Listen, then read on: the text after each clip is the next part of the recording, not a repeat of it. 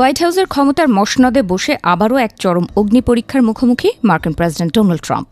যে জনগণের রায় মাথায় নিয়ে তিনি ওভাল অফিসে ফিরেছিলেন, আজ সেই ট্রাম্পের জনপ্রিয়তার পারদ নেমে গেছে এক অভাবনীয় তলানিতে। সাম্প্রতিক রজার্স এবং ইপসোসের যৌথ জনমত জরিপ মার্কিন রাজনীতির অলিন্দে রীতিমতো এক তোলপাড় সৃষ্টি করেছে। ক্ষমতার মোহ আর বাস্তবতার সংঘাতে যেন দিশেহারা খোদ ওয়াশিংটন। হিসাবের খাতা খুলে দেখা যাচ্ছে যে মাত্র ৩৫% মার্কিনই এখন ট্রাম্পের কর্মকাণ্ডের প্রতি আস্থা রাখছেন। এই সংখ্যাটি কেবল একটি সাধারণ পরিসংখ্যান নয়, এটি আসলে ট্রাম্পের রাজনৈতিক ক্যারিয়ারের অন্যতম এক অন্ধকার অধ্যায়ের ইঙ্গিত। এর আগে কেবল 2টি দফায় তার জনপ্রিয়তার গ্রাফ এর চেয়ে নিচে নেমেছিল। একবার 2017 সালে তার প্রথম মেয়াদে যখন তা 33% ঠেকেছিল, আর দ্বিতীয়বার চলতি বছরের এপ্রিল মাসে যখন তা ছিল 34%। কিন্তু হঠাৎ কেন মার্কিন জনমনে ট্রাম্পকে নিয়ে এই চরম অনীহা এবং ক্ষোভের জন্ম হলো? এর আসল রহস্য লুকিয়ে আছে সাধারণ মানুষের প্রতিদিনের জীবনযাত্রার টানাপোড়েনের মাঝে। ট্রাম্প প্রশাসন যখন বড় বড় রাজনৈতিক বুলি আওড়াতে ব্যস্ত, তখন আমেরিকার সাধারণ ভোটারদের প্রতিটি দিন কাটছে চড়া মূল্যের বাজারে দীর্ঘশ্বাস ফেলে। জীবনযাত্রার আকাশছোঁয়া ব্যয় আর মূল্যস্ফীতি যেন মার্কিন নাগরিকদের পিঠ দেয়ালে ঠেকিয়ে দিয়েছে। বিশেষ করে জ্বালানি তেলের বাজারে যে আগুন লেগেছে তা আম জনতার পকেট একেবারে শূন্য করে দিচ্ছে।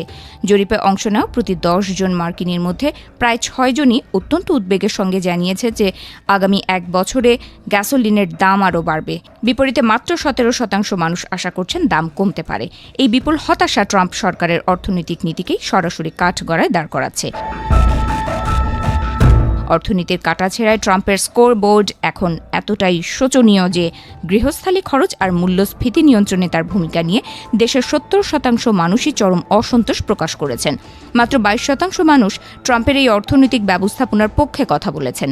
এই করুণ পরিসংখ্যান প্রমাণ করে যে সাধারণ মানুষের পাত থেকে যখন রুটি রুজি উধাও হতে থাকে, তখন জাতীয়তাবাদের কোনো স্লোগানই আর কাজে আসে না। তবে কেবল দেশের ভেতরের অর্থনৈতিক সংকটই নয়, আমেরিকার বাইরে ট্রাম্পের কিছু আগ্রাসী সিদ্ধান্ত সাধারণ মানুষকে তীব্র উদ্বেগের সাগরে ভাসিয়ে দিচ্ছে। গত 28 ফেব্রুয়ারি ইসরায়েলের সাথে যোগসাজশ করে ইরানের ওপর যে মার্কিন সামরিক হামলা চালানো হয়েছিল, তা আজ এক দীর্ঘমেয়াদী সংকটের রূপ নিয়েছে। সেই সংঘাত আজ 100 দিন পেরিয়ে গেছে, যার আঁচ সরাসরি এসে লাগছে বিশ্ব রাজনীতি আর অর্থনীতিতে। হরমুজ প্রণালী দিয়ে বিশ্বের প্রায় 20% অপরিশোধিত জ্বালানি তেল পরিবাহিত হয়। তা এখন চরম যুদ্ধাবস্থার মুখোমুখি। এই সংকটের কারণে বিশ্বজুড়ে তেলের সরবরাহ ব্যাহত হওয়ার আশঙ্কা প্রতিনিয়ত বাড়ছে।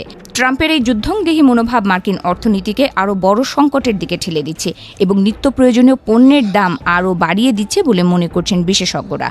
ইরানের ওপর এই সামরিক হামলা নিয়ে আমেরিকার ভেতরের সমাজও এখন মারাত্মকভাবে বিভক্ত।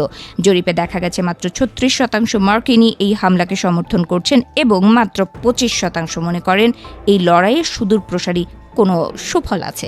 বাকি সিংহভাগ মানুষই আজ গভীর শঙ্কায় দিন গুনছেন যে এই প্রলম্বিত যুদ্ধ পরিস্থিতি একদিন মার্কিন মুলুককে এক গভীর ভূরাজনৈতিক আর অর্থনৈতিক দেউলিয়াত্বের দিকে নিয়ে যাবে না তো।